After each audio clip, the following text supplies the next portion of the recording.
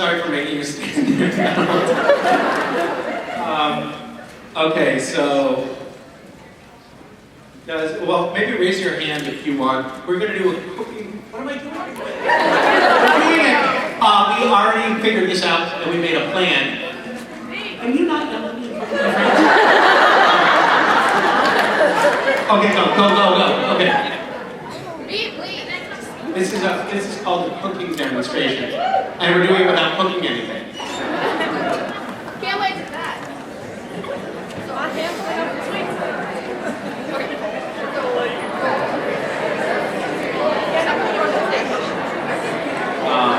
Well, while this is happening, we can Yes, please. Okay, so go stand up at the front of the stage. Okay. I went up and visited, with Vicky and the kids, we went up and visited my grandmother. Can you please be quiet? Went up and visited my grandmother who lives in Baltimore yesterday. And this, we brought this for this demonstration. This is my grandmother's cutting board. She was like on a farm in Indiana, chopping, I don't know, probably the hearts of babies or something on this. It just occurred to me, I don't know what has been cut over the 4 generations on this. She may have been a serial killer, I don't know that much about it. But she was a Collins, her last name was Collins, so that's where my stage name comes. Okay, so you guys have, so this is one of the recipes in the book that children really love, and parents love it too, as long as the lid is screwed on properly, so don't do what you're doing. Yeah. Okay, so, wait, are there any children in the audience? Are there any children who want to do this in the audience? That's not one of them. That child just tried to crawl back into the womb. Any children who want to volunteer? Okay, you may be under 18, but that's not what I was thinking. That child is too small. Not the children here are meeting our criteria. Okay, we have okay, yeah, you come too. Okay. Maybe the people who are younger than 12 can come up on stage here. No, you're not. I don't know how old you are, but come up here. You can pass for 12. But we need to steal from 2 adults. Are you an adult? Do we have 2 adults who will be willing to give up their, or 4 adults who will be willing to give up their jars right now? Come on. Thank you. You just earned a higher place in the afterlife.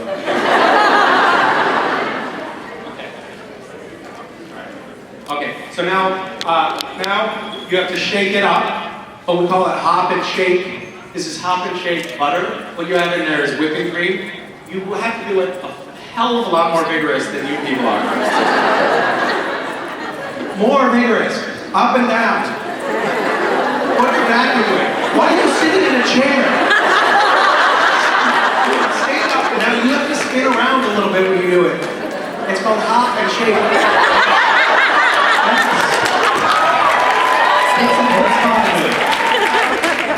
Okay, so you keep shaking vigorously. That's probably never going to work. Harder. And then when you feel a thunk inside, see why I wanted the lid screwed on?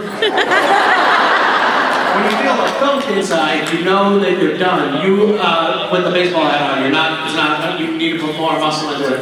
Yeah. I'm feeling so judgy right now. You're going to feel it all of a sudden. It's going to be very clear. It'll feel like there's like a ball of something inside instead of a foamy thing. Are you there? First person there wins. You won! Nope. It's close, but it's not.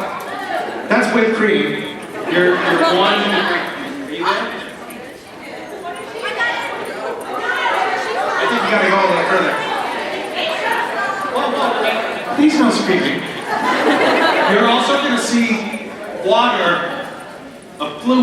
emerge. You have to be kind of vigorous at the end. Yeah. Okay, so that's the telltale sign. You see that at the bottom? That's buttermilk, and it's separated. It's separated from a butter pup.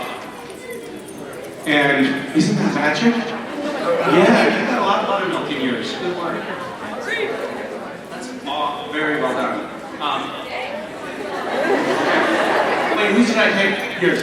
Okay, who's not done? Because we want to have a winner, but we also want to have a loser. There's something in our family that we always make sure every experience. Sir, you're a candidate? No, you got it? Done? I think I want to see a little bit more shaking here. Maybe see if you can get a little more watery stuff out of that. So, no, that's definitely not there. You better hurry because there's other people. Okay, so now you guys. All right. Well, I'm going to say that we did it. Now we're going to. So this is one of the recipes that's in the book, you guys. And what we have is this is where we're supposed to collect their stuff. Oh, okay. So we have for you guys, if you want, you have two options. So once you're done, you unscrew the lid, and you can either drink the buttermilk, it's not poisonous, or we have a spittoon here that's coming around, and you can just pour it into that, and we'll collect it away, and then you'll just have butter left. And you can bring this butter home with you, but you also have the opportunity to decorate your butter. And this is, we have here, these are onion blossoms, or chive blossoms, I can't remember. And this is borage, which is a kind of edible flour, which you can put in there. This is corn flour, which is very blue, hence the term corn flour blue. These are sunflower petals, I think. And then we also have some jam that I made from strawberries that we picked. You can swirl that in there. And there's some utensils. And then we also have bread over here. And we'll pass out some bread and butter for you guys because you deserve more, but that's what you'll get. Okay, so I think that we should. What? Oh yeah, am I supposed to do this? Yeah. So watch, this is you can't really see. Hey, how about you guys clear away? Okay.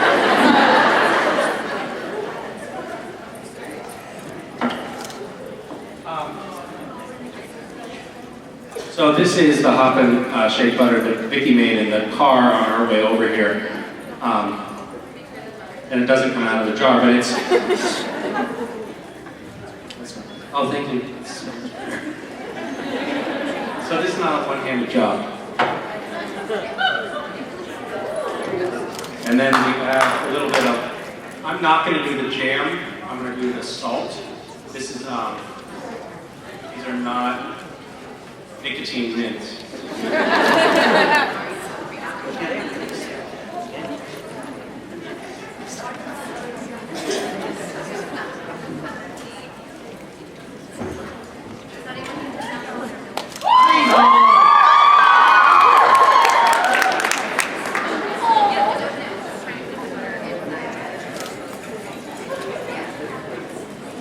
I was doing it wrong, by the way.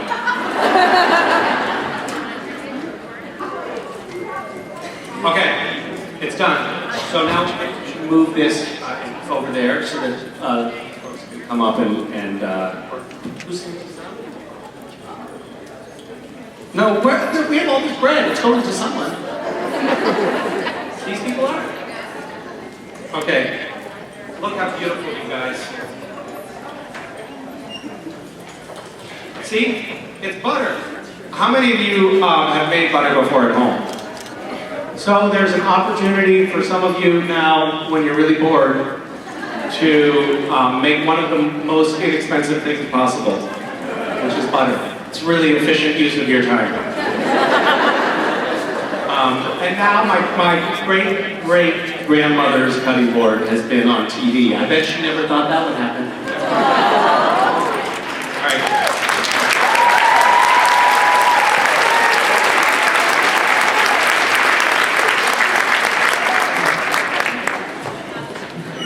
Did you just fall down the ramp?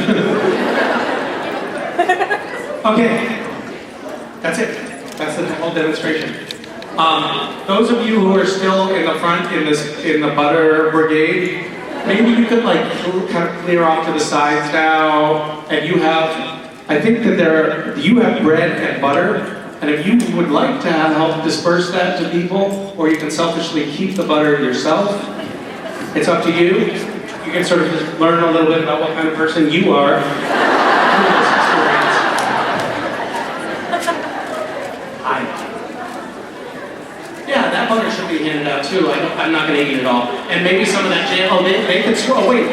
These guys, if they want to swirl in salt and flowers and jam, they can too. Oh, you do? Okay, all right. I didn't know what was there. As usual. Apparently, the creation staff was like, wait, so what are we doing? We have like 50 loaves of bread here, a bunch of cream. And someone said, I'm sure Misha has a plan. And Victoria said, do you know him?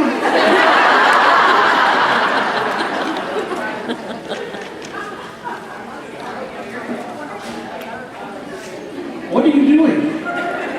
You're still working on yours, huh? Oh, did you pour off your buttermilk? Okay, all right. I like let me see. Do you like buttermilk? I guess so. Have you had it before? Yeah, a little bit. I like buttermilk. That was an interesting conversation.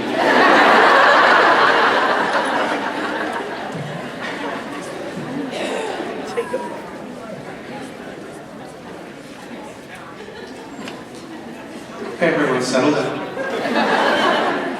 We used to have a guy named, when I was in elementary school, there was a guy named Mr. Brown who lived up in Shelburne, Mass. And he had a truck, and he would deliver milk in glass bottles from his farm. His name was literally Farmer Brown. And we would skim the cream off the top of the milk and make butter the old-fashioned way, and loved it. I don't know why it brought such joy to us, but it's something that we did as kids, and I always was like fighting my brother for the buttermilk at the end. We fought about everything though, in fairness, so it wasn't special. All right, does anybody have any other questions? Get back to this. Hi. Hi, I'm Nalani. I know you already Hi. saw me earlier today. Yes, we've had a couple of encounters today. We met by the elevators, and we met in photo ops, I believe. Yeah. But we haven't exchanged names yet. I'm Misha. Hi. I know. I'm Nalani. I know, you just told me. Yeah. Sorry, I'm a bit nervous. This question is for, my friend Iris asked me to ask you this, and I also want to ask it because she's awesome and she couldn't be here today. Great. Well, if you wanted to ask me, you didn't need to bring Iris in at all. No, she would kill me if I didn't bring it in. Got it. Yes, she's one of those friends. Okay. Sorry, Iris. She wants credit for everything. Yeah, sorry, Iris. Is Iris here? No, she couldn't come to the con, but Okay. she wanted me to ask this. Well, I know that. Yeah. What was your favorite TV show growing up? Well, how do you find growing up?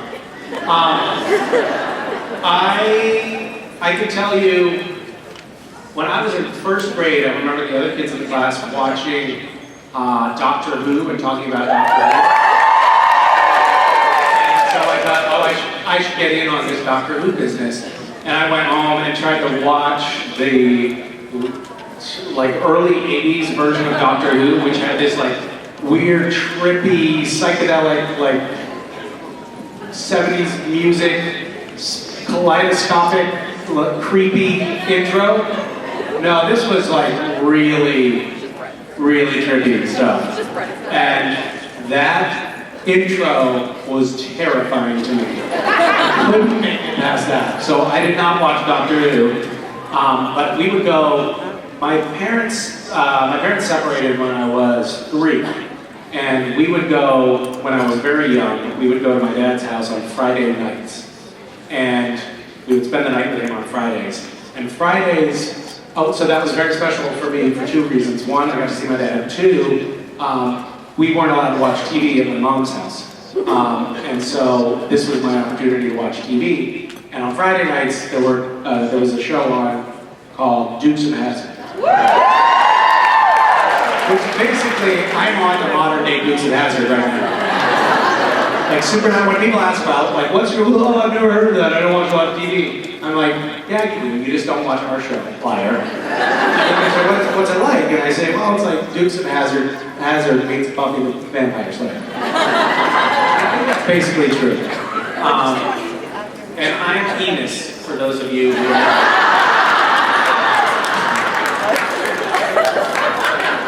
can't believe I just remembered that name.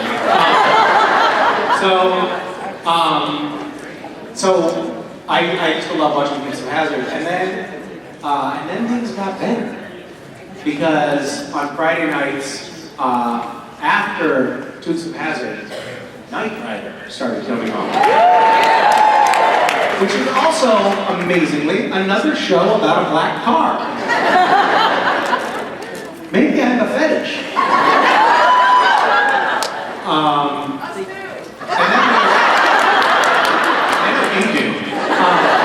And then there was another, and then over time things shifted a little bit. There was another show. I guess every once in a while we would end up catching Dallas on a Friday night. Yes. We would catch